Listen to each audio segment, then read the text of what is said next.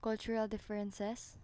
This is where it's important to understand the differences between cultures so that we can work with people more effectively and prevent misunderstandings. So ang pagsabot jud sa cultural differences is very important para sa tanan nato so that kanang mas effective ang atong communication between other people and also to prevent misunderstandings.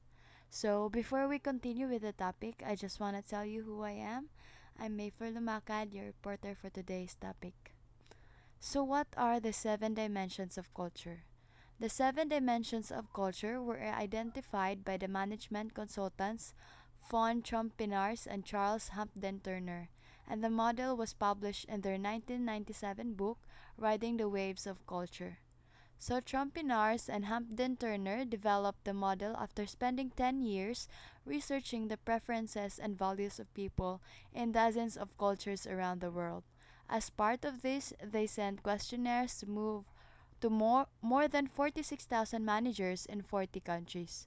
So they found that people from different cultures aren't just randomly different from one another, they differ in very specific, even predictable ways. This is because each culture has its own way of thinking, its own values and beliefs, and different preferences placed on a variety of different factors. So, these seven cultures were created by the management of von Trompenaars and Charles Hampton Turner. So, this book was published 1997 nga makita nimo sa Riding the Waves of Culture. So, Trompenar and Harder Hampton Turner, they developed this model kay nag-spend sila 10 years just researching unsay mga preferences or mga values sa people in different cultures around the world. So, as part of it, they also send questionnaires sa mga tao to more than 46 managers in 40 countries. So, after they research about it, that what distinguishes people from one culture compared with another falls under one of the following seven dimensions. So, these are the seven dimensions, which are universalism versus particularism, individualism versus communitarianism, specific versus diffuse, neutral versus emotional, achievement versus ascription, sequential time versus synchronous time, and internal direction versus outer direction. So kani siya nga model kay it helps you to better understand people from different cultural backgrounds so that ma-prevent nimo ang misunderstanding and also you can enjoy a better working relationship with them. So, useful po ni siya especially if you do business with people from around the world or if you manage a diverse group of people. So, kani siya nga model kay wala ni siya necessarily nga nag-highlight nga ang usa ka culture kay mas better pa sa uban nga existing a culture. It just tells us nga people from different cultural backgrounds simply make different choices. So, however, kani siya nga model, wala ni siya ga-measure sa people's preferences on each dimension. So, use ra ni siya as a general guide, especially when dealing people from different cultures. So the first model is universalism versus particularism, or rules versus regulations. So in universalism, people place a high importance on laws, rules, values, and obligations. They try to deal fairly with people based on these rules, but rules comes before relationships. While on particularism, people believe that each circumstance and each relationship dictates the rules that they live by. The response to a situation may change based on what's happening in the moment and who's involved. So sa universalism kay ang they try to treat all the cases the same even if kanang ma-involve na ilang friends or ilang loved ones sila kay wala na sila mag-focus sa ilang relationship bahalag makadamay na sila or maapil na ilang mga loved ones they focus gyud sa ilang rules while ang sa particularism kay kanang ilang gi-value more ang relationship than the rules bitaw. Ila nang i-bend down ang mga rules just for their family members, close friends, or even important people. So kani nga mga tao, ang kani um, mga particularist nga mga tao kay kanang ganahan sila nga mo invest jud ka in building a relationship so that you can understand the particular needs of others, and also ganahan sila nga imos lang irespeto ang ilahang mga needs as much as possible in your decision making, while sa kaning universalism kay ganahan sila nga mukip ka sa imong mga promises o consistent pud ka sa mong ginabuhat diha nila. The second one is individualism versus communitarianism. So, in individualism, people believe in personal freedom and achievement. They believe that you make your own decisions and that you must take care of yourself.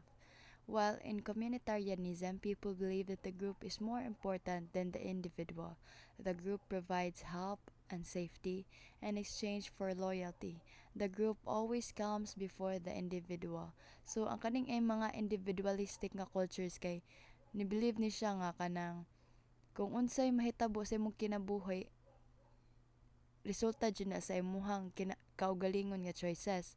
So, kani nga culture kay decision makers make decisions and they don't need to consult to do so. So kanang ang ilaha ani kay imong responsibility is to look after your own happiness and fulfillment. So in working with these people, kinahanglan ka nga mo reward nila and issue praise based on a person's individual performance. So kani nga mga tao kay in working with them, you need to encourage them to use their own initiative. So, sa kanipong communitarism, they believe that your quality of life is better when we help each other. So, kani nga culture kay mas ganahan sila nga naa sila sa ilang grupo or mas gigroup sila, naa sila makafeel sila strong sense of loyalty na diha sa grupo. So, as a result of this group tendency, kanang mas lower ang ilahang decision making kay kinahanglan pa man sila mo magpa-approve sa usag-usa. So, job turnover kay mas lower siya due to high group loyalty, and also kanang kuan pod kanang they want nga kani nga mga tao, they want nga ilahang group gets rewarded for high performance and not the individual. The third one is specific versus diffuse. So specific people keep work and personal lives separate. As a result, they believe that relationships don't have much of an impact on work objectives, and although good relationships are important, they believe that people can work together without having a good relationship. So kani nga people kay ila ra jud nang ikip ila mga personal or work life separate, ila nang dili na nila i-combine kay kani nga culture they don't see an overlap between the two spheres. So this culture tend to be schedule focused and direct and to the point in their communications. They focus more on the goal than the relationship. So para sa tong mga niagi nga model no kay kani sila mga specific nga tao kay ganahan sila nga kung unsay ilang na feel kay ila ra jud nang ikip sa ilang self, dili na nila i-share sa ilang ka workmate ingana. And kaning sa mga diffuse people, they see an overlap between their work and personal life, so they believe that good relationships are vital to meeting business objectives and that their relationships with others will be the same whether they are at work or meeting socially. People spend time outside work hours with colleagues and clients. So kani po mga tao nga diffuse kay kuan pud ni sila kanang sanay nga kana bitang ilahang personal life kay ila gyud gina-share sa ilang mga ka-workmates, kanang their personal life and work lives as interconnected. So this culture believe that objectives can be better achieved when relationships are strong. So kaning mga tao kay nag-believe pud sila nga mas better kuno mas mo work kuno ang ilahang pag-work kung ilang ma-share ilang mga relationships ilang ka-workmates. So as such, in these cultures, work colleagues socialize with each other outside of work more. These cultures are courteous and respect age, status, and background more. The fourth one is neutral versus emotional. So neutral culture, people make a great effort to control their emotions. Reason influences their actions for far more than their feelings. People don't reveal what they're thinking or how they're feeling. So kani sila mga tao tend to not share their emotions. Ganahan sila ilara ng i-hide. So every emotions that they felt, kay they keep it in check nga kanang ilara bitaw makontrol dili nila ma-show sa ubang tao. So, kung makakita ka ni mga tao kay makaingon ka nga kuan gyud ni sila mga cool and rational. So, when in terms of dealing with these people, you need to remember that people are less likely to express their true emotions. So, try to read between the lines of what people are trying to tell you. So, secondly, ang kaning iyahang kani pong mga emotional people are is that they want to find ways to express their emotions, even spontaneously at work. In these cultures, it's welcome and accepted to show emotion. So, kaning culture kay they tend to share their emotions. Bisan sa workplace, dili ni sila mauwaw og share sila emotions bitaw to express what they have felt in kana nga time, and also nga kanang kuan pod ni sila kani nga culture kay normal ra ni sa ilaha nga mo express bitaw ang usa ka tawo sa ilang true emotions. So in dealing with this kind of people, you need to use emotion to communicate what you want and your goals. You need to share how you feel to strengthen your workplace relationships. The fifth one is achievement versus ascription. So achievement culture, people believe that you are what you do and they base your worth accordingly. These cultures value performance no matter who you are. So, kani nga culture kay you earn status through knowledge or skill. So, job titles are earned and reflect this knowledge and skill. Anyone can challenge a decision if they have a logical argument. So, kani mga achievement people kay kung unsay mong mga achievement sa life kay mao nay imuhang worth sa imong lifestyle karon or imuhang ikaw as tao nga nag-live sa society. So example ani nga mga achievement culture is US, UK, Germany and Scandinavia. And in ascription culture, people believe that you should be valued for who you are. Power, title, and position matter in these cultures, and these roles define behavior. So kani nga culture kay you are given status based on who you are. So this could be because of your social status, your education, or your age. You earn respect in these cultures because of your commitment to the organization, not your abilities. So example ani nga kanang ascription kanang gana base sila sa kung unsa ka, kung unsa imong title, kung unsa imong position ka. Example ani lang nga country kay Japan, Italy and France. So the second to the last model, which is the sixth one, is sequential versus synchronous culture. So sequential culture, people like events to happen in order. They place a high value on punctuality, planning and sticking to your plans and staying on schedule.